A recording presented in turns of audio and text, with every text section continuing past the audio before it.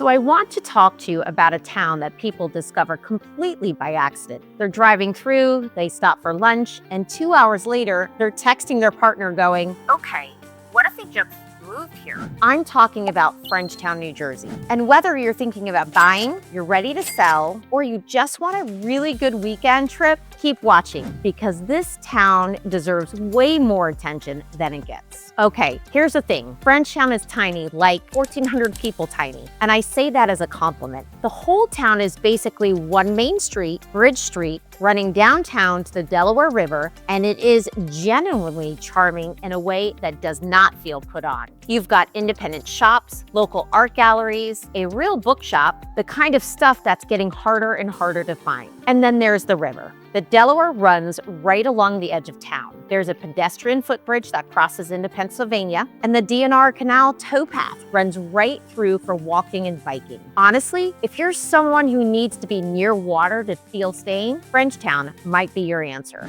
Now let's talk food, because Frenchtown seriously over-delivers for a town its size. Want to know something I love about Frenchtown's food scene? A lot of these spots are owned by people who are rooted here, and that comes through in the experience every single time. Take Piazza and Frenchtown Cafe. Same owner, two totally different vibes, both done really well. Piazza is your Italian sit-down dinner spot. The pasta is actually fantastic.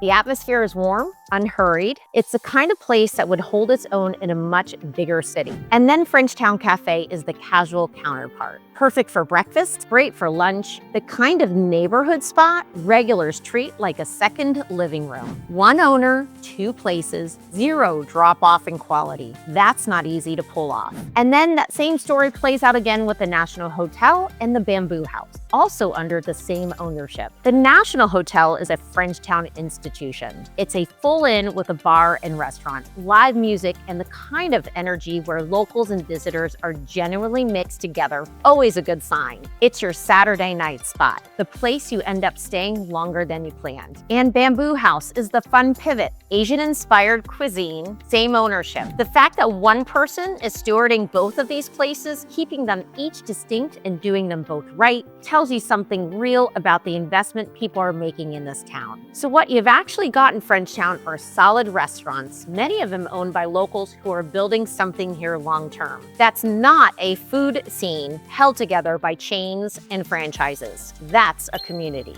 Here's what I really want buyers and sellers to hear, and visitors too. Honestly, this town has a real community. It's not just aesthetics. The Frenchtown Farmers Market runs seasonally, and it's a whole thing. Local vendors, good produce, the kind of morning where you go for eggs and come back 2 hours later having talked to half the town. Fall is honestly the move if you're planning a visit. The foliage along the Delaware is unreal. There are harvest events, gallery hops. The creative community here is active, not just decorative. And the holidays bring out the whole town. The kind of small town December energy that people who grew up in cities genuinely romanticize. For buyers, I want you to note this. A town with this kind of event calendar, this kind of foot traffic and community participation, fun events like Bastille Day and Riverfest, that's not an accident. That's a neighborhood that takes care of itself. And that matters for long-term value. Okay, real estate, let's get into it. The housing stock in Frenchtown is characterful, and I mean that in the best way. We're talking Victorian homes with original details, federal-style colonials, cottages, and some updated ranches, and newer builds as you get further from the borough center. If you've been scrolling Zillow and everything looks the same, this is the antidote. For buyers, inventory here is tight, and it has been for a while. People who buy in Frenchtown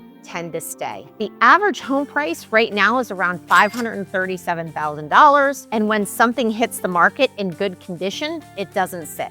The buyer profile here is people who want character, walkability, and real community, and remote workers have absolutely discovered this town. You're 90 minutes from the city, you've got a real quality of life, and your commute is optional. If you're buying, get your pre-approval sorted before you seriously start looking. I can't stress that enough. This is not a browse and wait market. For sellers, you're in a genuinely good position. What you're selling isn't just square footage. It's the farmer's market, the river trail, dinner at the inn, the footbridge on a Sunday morning. That story has value, and the right agent is going to know how to tell it. It is currently a seller's market with homes averaging around 42 days before going under contract. Properties with original character and good condition are the ones that generate the most interest. Here's my honest take on Frenchtown. It's that kind of place where people show up as visitors and leave as future residents. It just has that pull. If you're visiting, go for a weekend. Walk the bridge, eat at the National, do the river trail, bring someone you want to impress. If you're buying, don't wait on it. Limited inventory plus genuine desirability is a combination that doesn't favor hesitation. And if you're selling, let's actually talk. I'd love to walk you through what your property story looks like in this market because buyers here are motivated and they know what they want. Drop your questions in the comments. I answer all of them. And if you want to talk specifics, the link in the description is the fastest way to reach me. I'll see you at the next one.